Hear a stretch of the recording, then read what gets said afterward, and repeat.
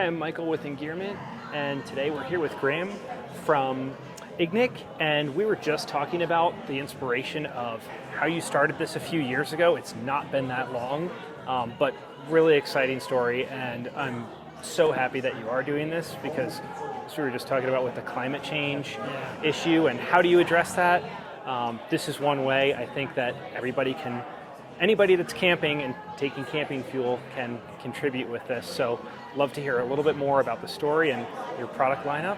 And Sure. So great to meet you. Yeah, nice to meet you as well.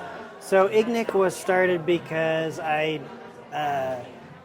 had this dream of taking my family up into the Arctic on a sailboat. And we took, so my two daughters at the time were 9 and 12, and my wife, and actually for a while my parents were with us as well. So we're 3 generations of family on this expedition sailboat in the Arctic where it was cold and snowy. We had 12 cases of hand warmers that we lugged 5,000 miles across the ocean up into the Arctic and around. And when we got there, the hand warmers didn't work. The motion of the ocean basically wrecked the packaging, and so we would open them up and the plastic would blow away, and your lump of iron was this terribly unsatisfying thing, and we had to lug them back too. And so it was one of those things where somebody had to do something about this.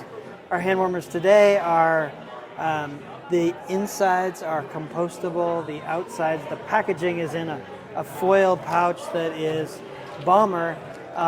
But the really neat thing that we found was that because our packaging is resealable, you can take the hand warmer out, and if it's a 10-hour hand warmer, use it for 2 hours or ski for half a day, put it back in the bag, squeeze the air out of it. You've got 6 more hours of heat that you could use tomorrow or the next day.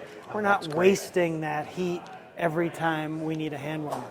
And the packaging is good enough so that it can survive a trip up the mountain in your pack and not be destroyed by the time you actually need heat. So that's part of how we started.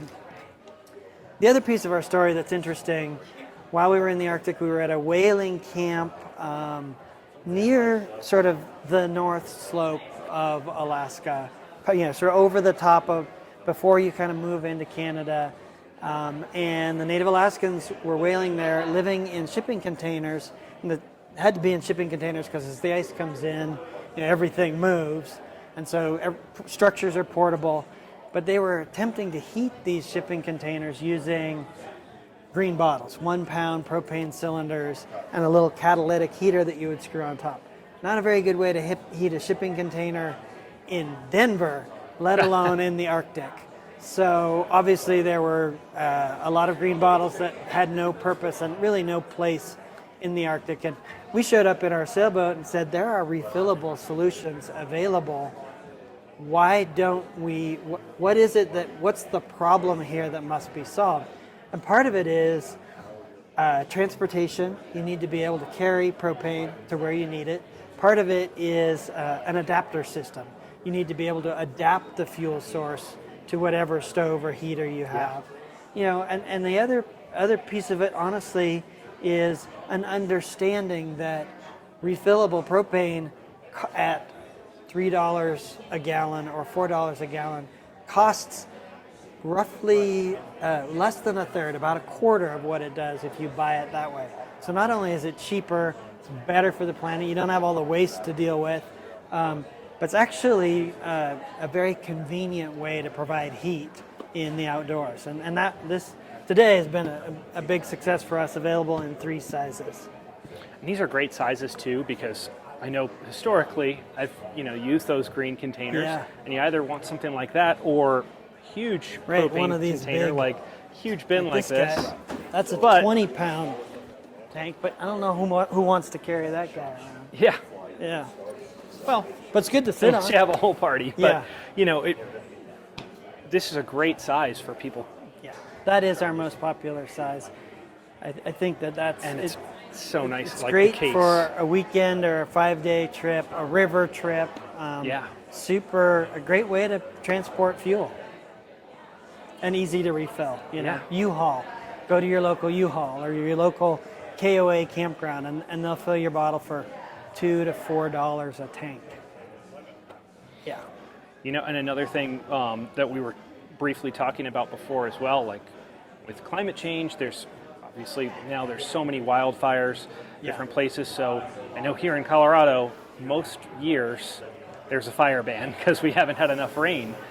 We get maybe a couple weeks in the spring that we can have a campfire. So I'd love to hear a little bit more about the fire cans that you have and the benefits there. We got back from the Arctic in 2018, and that, at least in the Northwest, was a particularly bad fire year in Canada.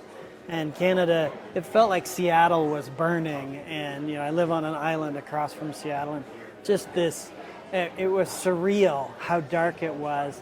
But there was a burn ban, and you couldn't have a campfire, and camping without a campfire it's just not the same experience. So we got to work. We started with the ammo can because you know, we're kind of water people. That's a common form factor. But it turns out, you know, we've got about 1,000 degrees of heat in your ammo can. It takes a little more engineering. So this is an ammo can with fold-up legs. It has a heat system that throws flame. This one, the Elite, will put flame up to about here. Oh wow! Okay. Yeah, it makes a lot of heat and light. But people kept asking us, "Can you cook on this?" And in the same way that, you know, with campfires, you can cook on a campfire, but you've got to be prepared to put up with some soot.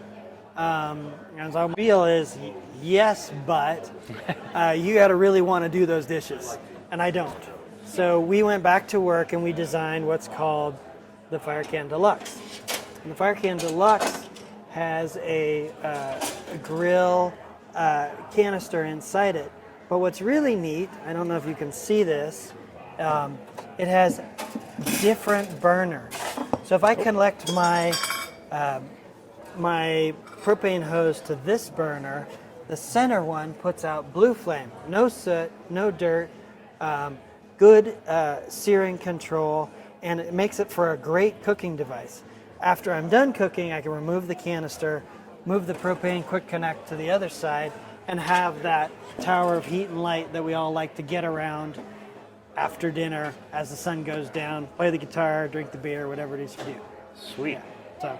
So that was our burn ban avoidance device. Yeah. Yeah, burn ban beater in a box. Pretty neat. Well, thank you so much for sharing. Yeah. I love the story of how this came about and how you're helping to get rid of this unneeded waste. Well, just everybody can do a little bit. This is our little bit. Yeah. Awesome. Well, great to meet you. Thank you. Thank you.